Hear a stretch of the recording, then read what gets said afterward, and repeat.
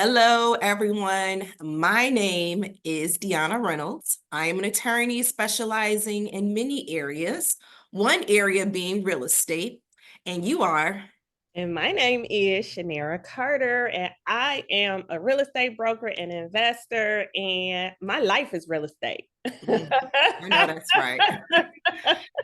So, Shanera and I have a podcast. If you would like to listen to the podcast, the link is below. What we're working towards is giving you more of that video aspect. We're in an audio and digital world. So, well, as we work on to getting that going, we're just going to have some quick conversations.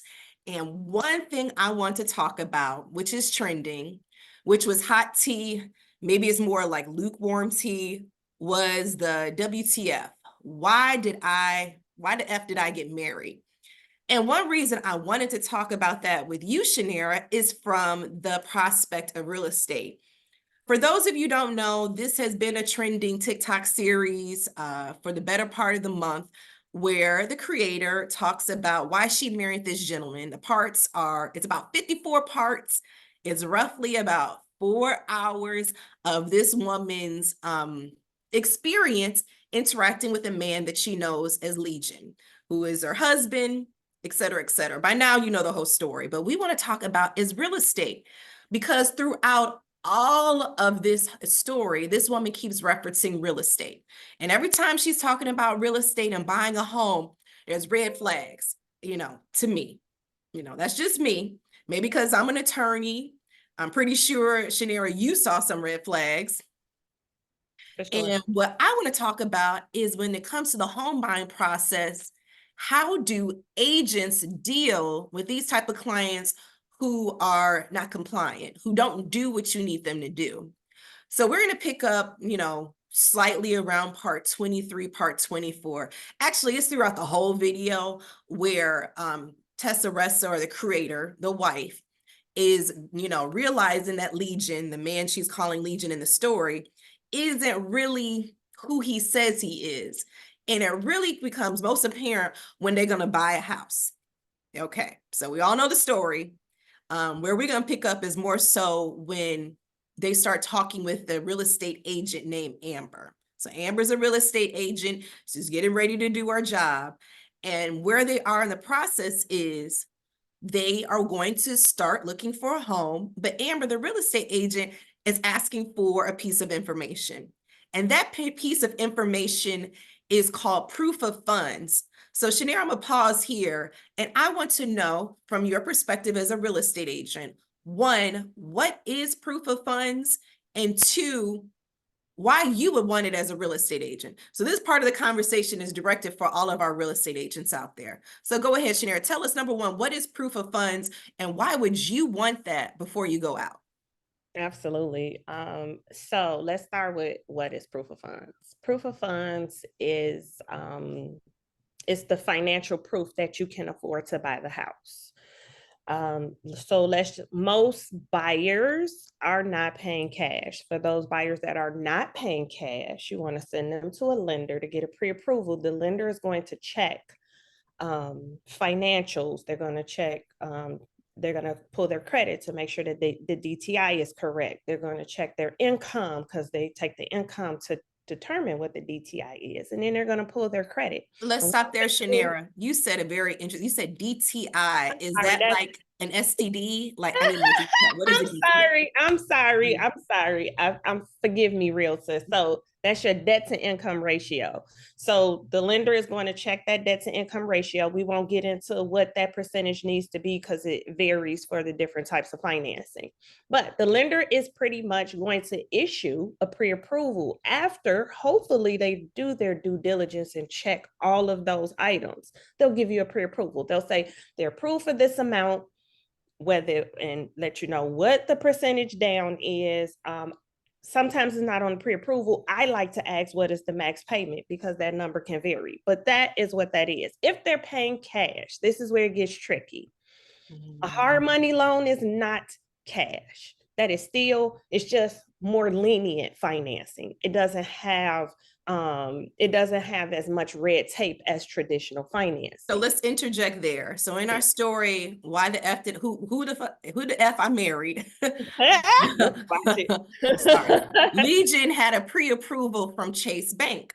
So Chase Bank is what we call a traditional mortgage lender. You know, pretty much any bank that you're accustomed to, most of them have mortgage departments. And then there's some institutions that just do borrowing, like guaranteed rate, Rocket Mortgage, etc.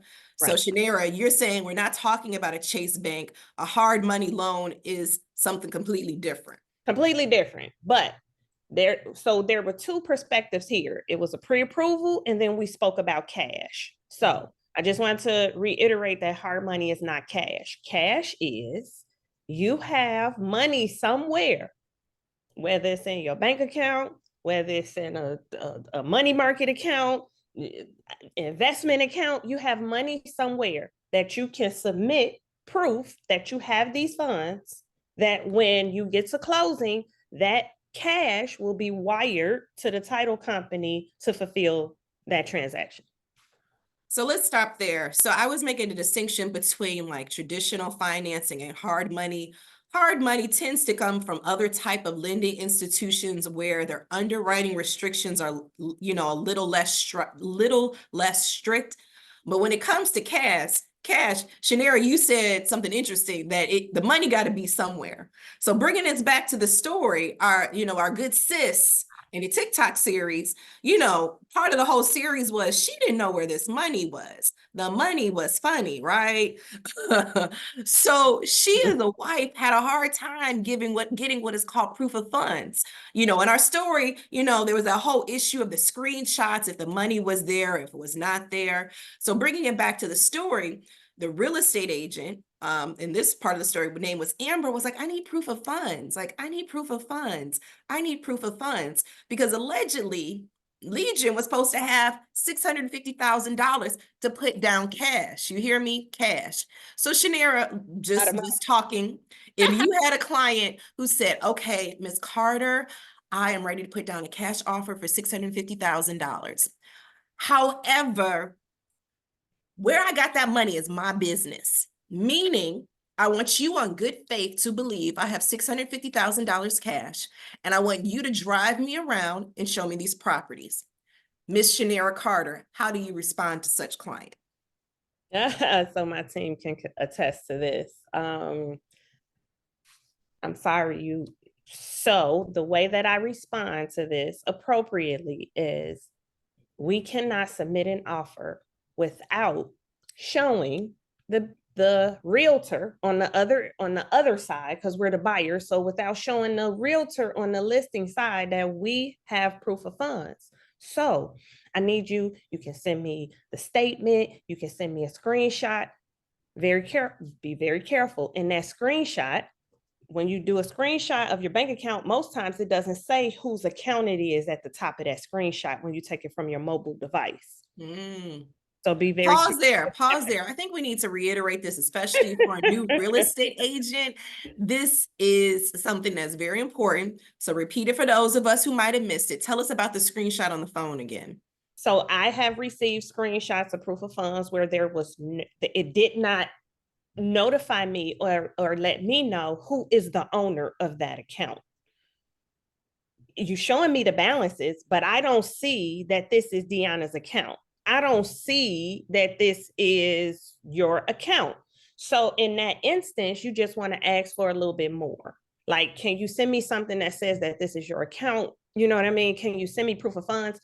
And most times people get offended. They don't want their business out there, but unfortunately, this is a part of the business that has to complete this transaction. So for me, I want to see the proof of funds. Okay, let's do some role playing, because I like to pretend. So I'll be a client. I'm gonna be your client, Shanera. And are we gonna do this in person interaction, or you want me to call you? Like I'm a potential client over the phone. You know what? Let's do it over. It's usually over the phone. Okay, so you got your cell phone near you? I do. Okay, let's go. Bing, bing, bing, bing, bing. Excuse me. Oh, you gotta say hello. Hello. Hi.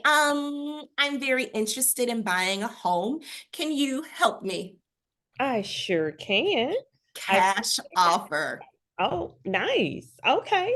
Okay. So let me explain how cash offers go. Mhm. Congratulations. Thank So, you.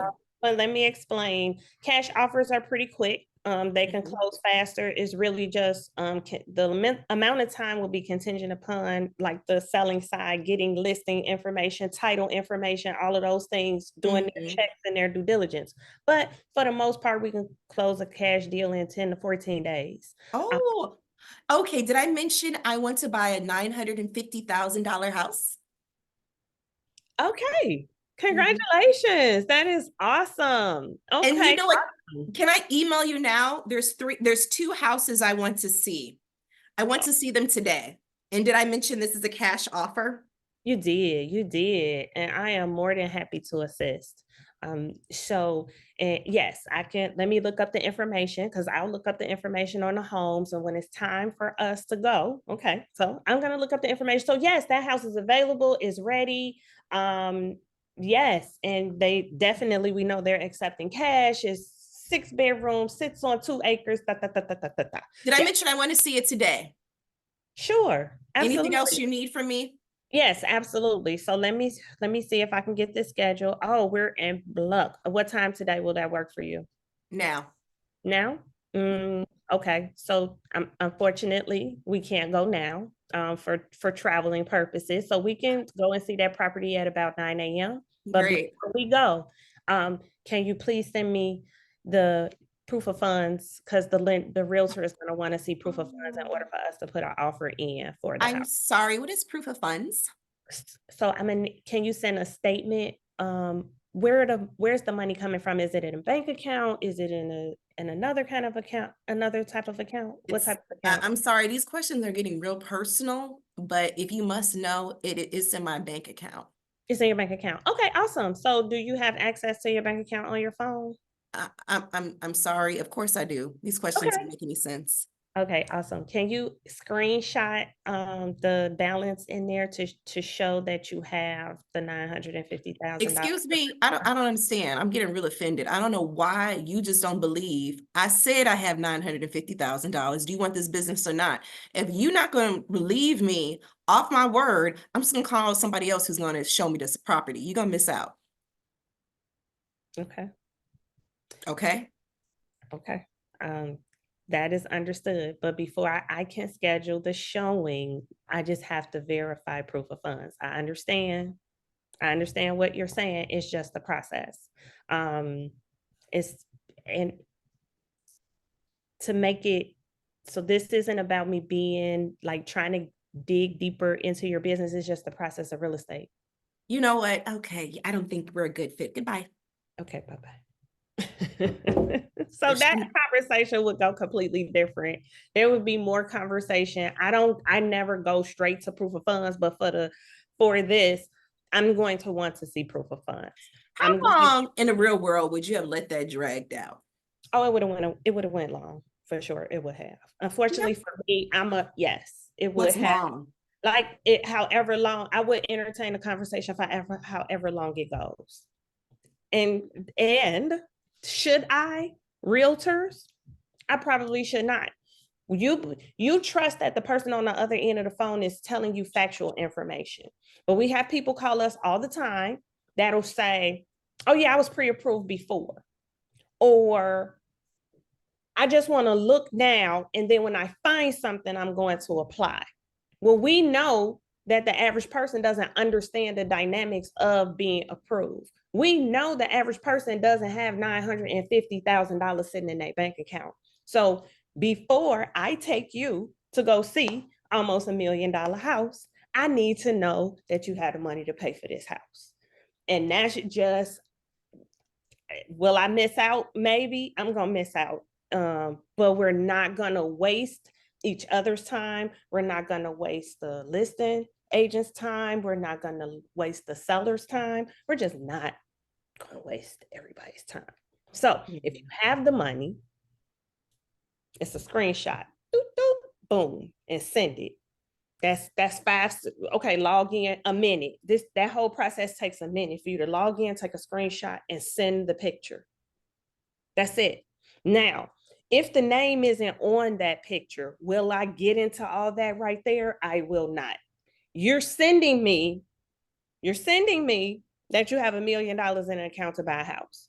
We'll get into that when we meet, right? But as long as you can send me something, but what you're not going to do is tell me that I am going to show you something, and what you're not going to give me, you're already letting me know that you're going to be a difficult client.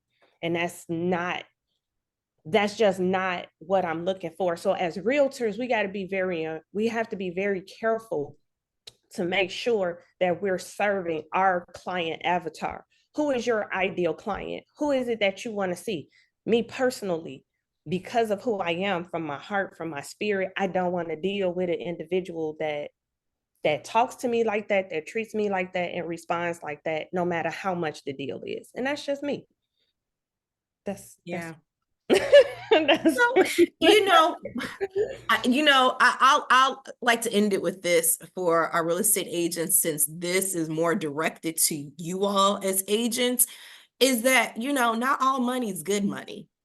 And, your time is valuable. I think, we have all in different areas of our life have been excited at the prospect of making a large sum of money, and may have worked with people in hopes that it would come to fruition. But we have to, listen to the voice inside of you. Number one, you know what you're supposed to do. Number two, we all have that inner voice. I believe the Holy Spirit that guides you into what you should do and not do. And just know that, everyone's not worth your time. If the person, even if that person who I was pretending to be did have $950,000, she had a $950,000 stank attitude. And sometimes for your peace of mind, you may have gotten so far for her to turn out to be a flake, or for her to put you in a situation that you didn't need to be into. So just like the creator did in that TikTok series, you need to look out for red flags. You need to listen to your inner voice. We also have to do that as professionals, as an attorney. And I'm sure for you too, Shanera, anything you want to say about that before we end?